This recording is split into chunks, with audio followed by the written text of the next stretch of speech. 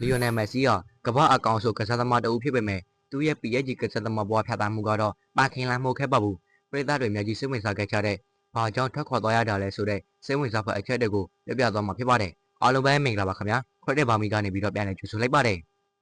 ချန်ပီယံလေးရဲ့ PR လားဆော်ဒီခီးစဉ်ရဲ့အကျိုးဆက်လားမက်ဆီနဲ့ PSG ရဲ့လမ်းခွဲမှုမှာဘယ်အချက်ကအဓိကအချက်ဖြစ်နေမလဲ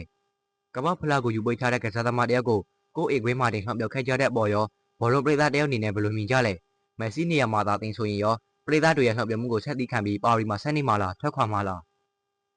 2021ခုနှစ်မှာမက်ဆီပါရီကိုရောက်လာတော့ကတကဘာလောကအားအသိခဲ့ရတဲ့ဒါပေမဲ့2နှစ်ကြာမှာတော့သူဟာမပြောမရှင်နဲ့ထွက်ခွာခဲ့ရတဲ့အဓိကကြောင်ရင်လေးချက်ကိုကြည့်ရအောင်ချန်ပီယံလေးရဲ့ PR နဲ့ပရိသတ်တွေရဲ့တုံ့ပြန်မှု PSG အသင်းကမက်ဆီကိုခေါ်ယူခဲ့တဲ့အဓိကရည်ရွယ်ချက်ကချန်ပီယံလေး UCL ဖလားကိုရဖို့ပါဒါပေမဲ့အသင်းကအဆင့်မှာပဲထွက်ခွာခဲ့ရတဲ့အခါပရိသတ်တွေရဲ့ဒေါသကမက်ဆီစီကိုဥတီလာခဲ့ပါတယ်ကမ္ဘာအကောင်ဆုံးကစားသမားကိုအိမ်ကွင်းမှာတင်လှောင်ပြောက်ခံခဲ့ရတဲ့ဖြစ်ရက်ကမက်ဆီအတွက်တော့တော်တော်လေးစစ်ပေးစရာဖြစ်ခဲ့ပါတယ်ဆော်ဒီခီးစဉ်နဲ့ကလတင်ကြကပဋိပက္ခထွက်ခွာခါနီဖြစ်ပေါ်ခဲ့တဲ့အကြီးမားဆုံးအကြောင်းကတော့မက်ဆီရဲ့ဆော်ဒီအာရေဗီးယားခီးစဉ်မှာအသင်းရဲ့ခွင့်ပြုချက်မရဘဲတွားရောက်ခဲ့တယ်ဆိုပြီးမက်ဆီကိုအသင်းကပွဲပြည်တိုင်ပေးခဲ့ပါတယ်မက်ဆီကဗီဒီယိုဖိုင်နဲ့ပြန်လည်တက်ပတ်ခဲ့ပေမဲ့ဒီဖြစ်ရပ်ကအသင်းနဲ့သူ့ကြားမှာပြန်ပြင်လို့မရတဲ့ခြေအနေတစ်ခုဖြစ်သွားစေခဲ့ပါတယ်ကမ္ဘာဖလားအောင်ပွဲရဲ့နောက်ဆက်တွဲ2022ကမ္ဘာဖလားမှာအာဂျင်တီးနားကပြင်သစ်ကိုနိုင်ပြီးမိုးဆွဲခဲ့တာဟာ PSG ပရိသတ်တွေအတွက်တော့ခါသီးတဲ့မှတ်တရဖြစ်ခဲ့ပါတယ်ပြင်သစ်မြေမှာကစားနေခဲ့တဲ့မက်ဆီအတွက်တော့ဒါဟာပရိသတ်တွေနဲ့ဆက်ဆံရေးပို့ပြီးအိတ်ဆက်သွားစေခဲ့တဲ့အချက်တစ်ချက်ဖြစ်လာခဲ့ပါတယ်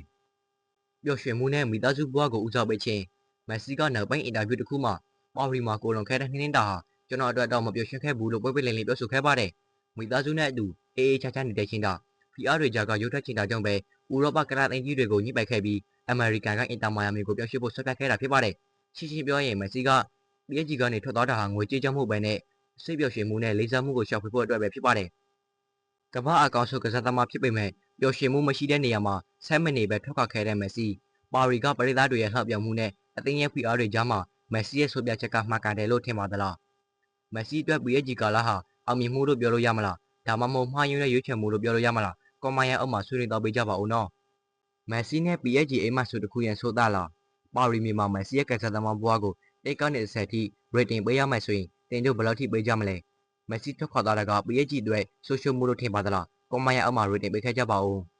မက်ဆီနဲ့ PSG ကမလိုက်ဖတ်တဲ့ရီဇာဟောင်းတွေလိုပါပဲပါရီကချစ်ချင်းမိတာမျိုးတော်ဆိုပေမဲ့မက်ဆီအတွက်တော့အစိတ်အသိမ်းချစ်တစ်ခုလို့ဖြစ်ခဲ့ရပါတယ်ကမ္ဘာဖလားရထားတဲ့ဂိုကြီးကိုအိမ်ကွင်းထဲမှာတင်ဖတ်ပြခဲ့ကြတာကတော့တကယ်လည်းပဲတစ်ခုပါပဲ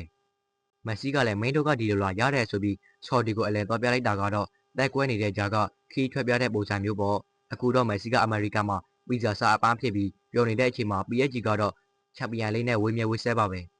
မက်ဆီက PSG ကိုတကယ်ပဲလာကစားတာလားဒါမှမဟုတ်ကမ္ဘာဖလားအတွက်အားမွေးဖို့ပဲလာနားတာလားအခုချိန်မှာမက်ဆီကို PSG ပြည်သားတွေကပို့လာမလားမက်ဆီကပဲ PSG ကိုပို့လာမလားဖြေကြည့်ကြပါဦးမက်ဆီကိုလှောက်ပြခဲ့ကြတဲ့ PSG ပြည်သားတွေကိုတခွန်းလောက်ပြောခွင့်ရရင်ဘာပြောချင်လဲ